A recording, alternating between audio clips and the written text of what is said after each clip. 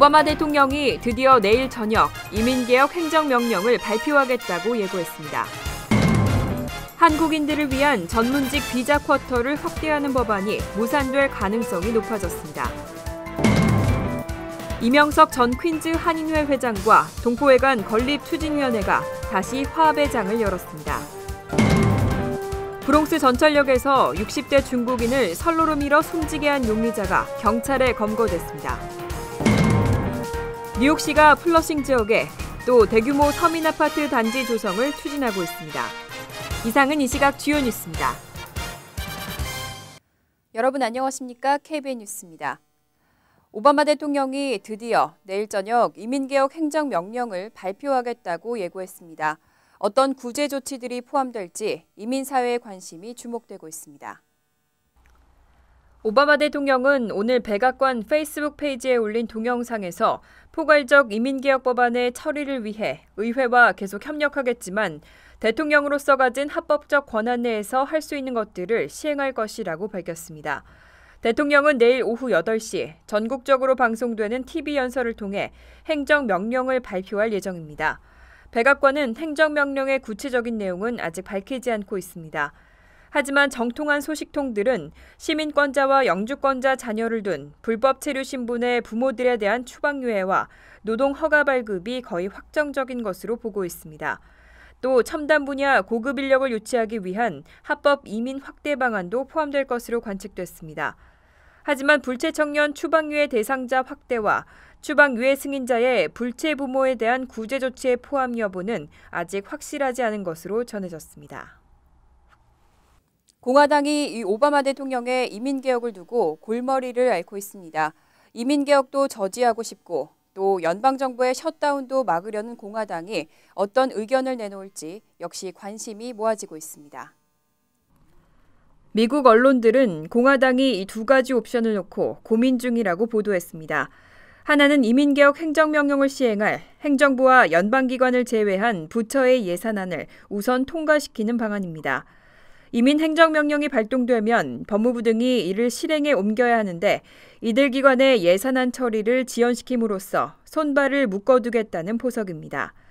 하지만 이 전략은 법무부나 국토안보부 등 이민 업무를 담당하는 일부 기관의 셧다운으로 이어질 단점이 있는 것으로 평가되고 있습니다. 공화당이 검토하는 또 하나의 방안은 이번 레임덕 회기 때 전체 예산안을 통과시킨 후 공화당이 상하원을 장악한 새 의회가 내년 초 개회하면 행정명령 관련 예산을 철회하는 방식입니다. 하지만 이 방안은 오바마 대통령의 행정명령 발동을 막지 못할 뿐 아니라 추후 관련 예산을 무효화하더라도 대통령의 거부권 행사에 막힐 수 있다는 게 단점으로 거론되고 있습니다. 이 밖에도 공화당은 자체 이민개혁 관련 법안을 마련해 별도로 통과시키거나 한시로 적용되는 임시 예산안을 통과시키는 등의 다양한 주장을 내놓고 있습니다. 한국인들을 위한 전문직 비자 쿼터를 확대하는 법안이 무산될 가능성이 높아졌습니다. 법안 자체에 대한 지지는 확산되고 있지만 올 의회의 임기가 얼마 남지 않았습니다. 게다가 오바마 대통령의 레임덕 세션까지 겹치면서 부정적인 전망이 나오고 있습니다.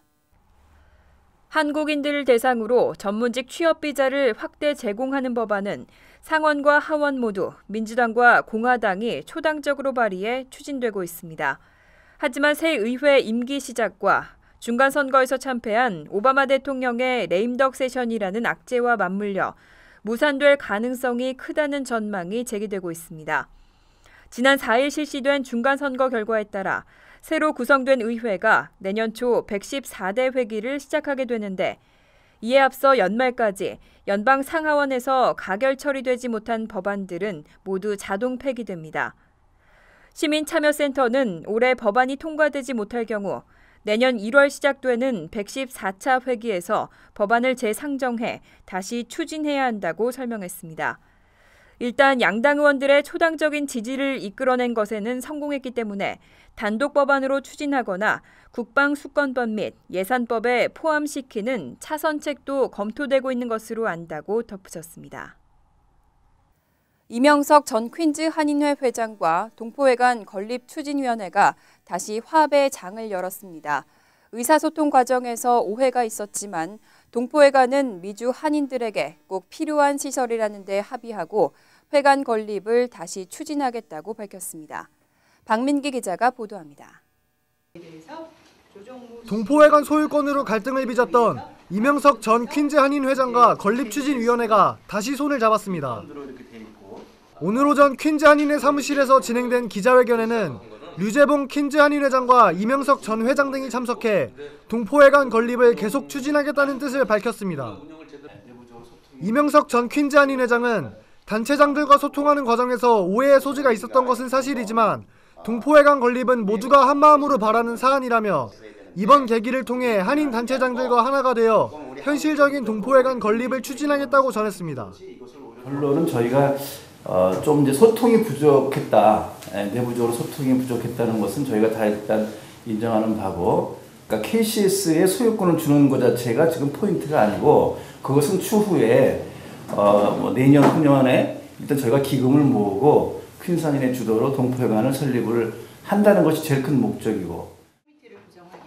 지난 정기이사회에서 차기 회장 후보를 사퇴한 류재봉 회장은 동포들에게 그런 모습을 보여 죄송스러울 따름이라며 하지만 자신이 도울 일이 있을 경우 최선을 다해 동포회관 건립에 보탬이 되겠다는 뜻을 보였습니다.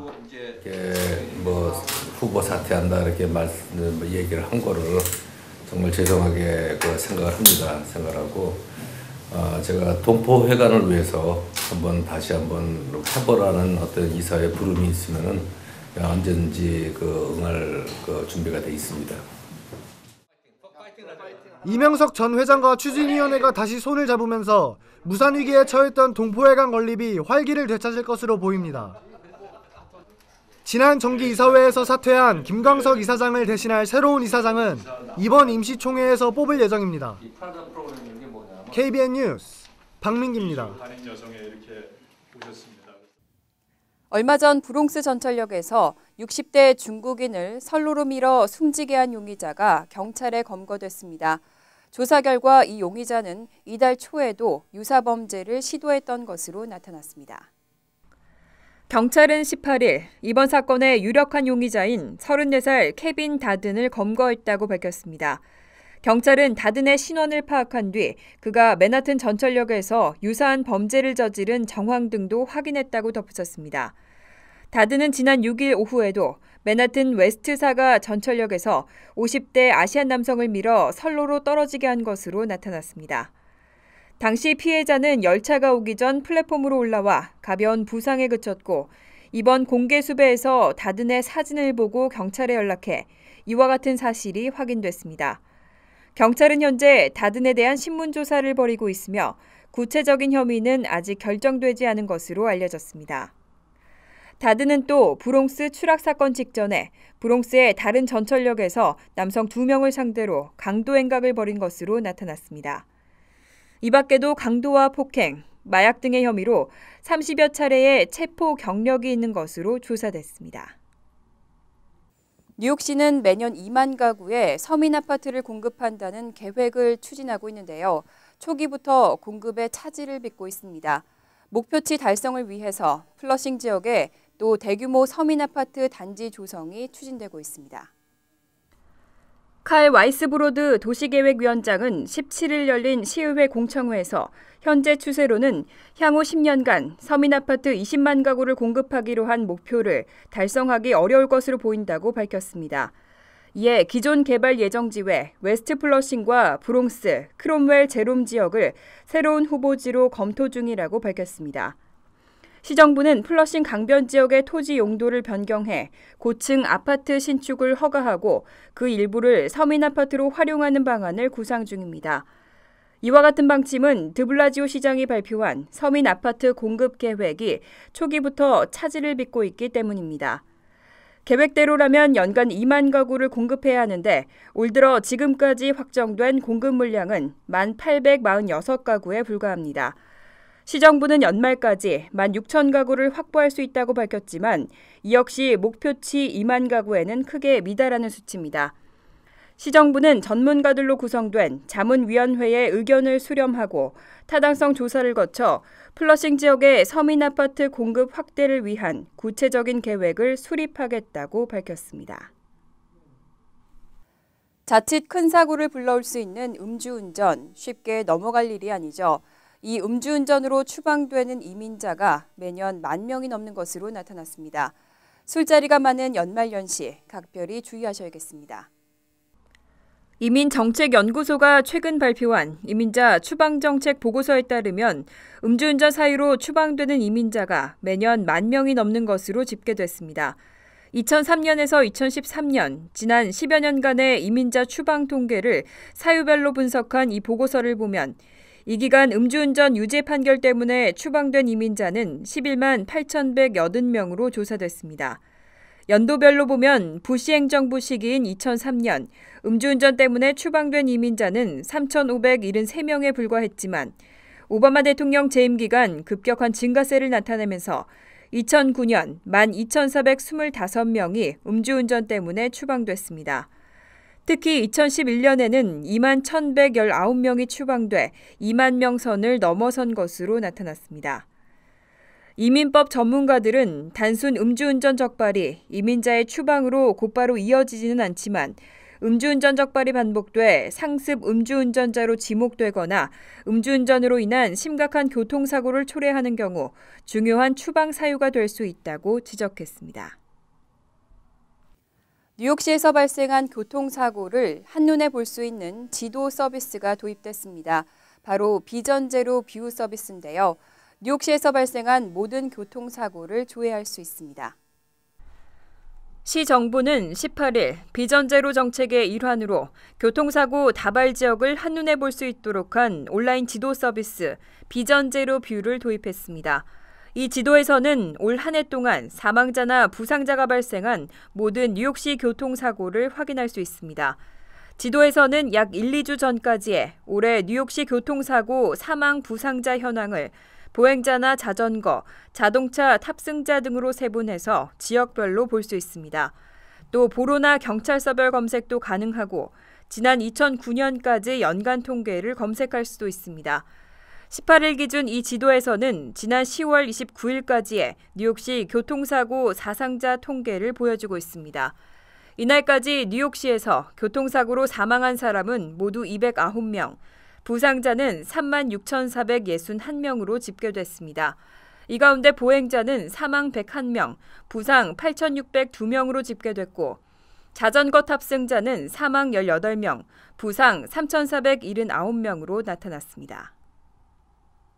추수감사절을 맞아 여행이나 친지 방문을 계획하는 가정 많을 텐데요. 미리 교통 상황 예보에 신경 써서 계획을 짜셔야겠습니다. 특히 추수감사절 전날은 교통 대란이 예상되고 있습니다. 구글사가 제공하는 교통 통계 서비스에 따르면 타주로 떠났다가 돌아올 경우 29일보다는 연휴 마지막 날인 30일 정체가 덜할 것으로 예상됐습니다. 데일리뉴스는 교통 대란이 정점을 찍는 날은 추수감사절 하루 전인 26일 오후 4시에서 5시까지, 교통 흐름이 가장 원활한 날은 정오부터 오후 2시 사이를 제외한 추수감사절 당일로 나타났다고 보도했습니다.